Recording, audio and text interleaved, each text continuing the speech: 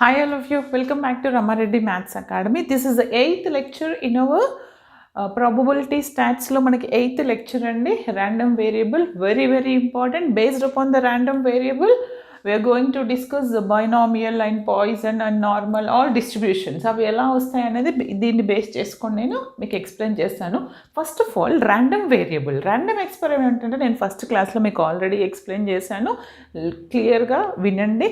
Random variable అంటే if you consider any function, the function ఇక్కడ ఏమంటున్నాను, random variable X on a sample space S a function from S into real number set.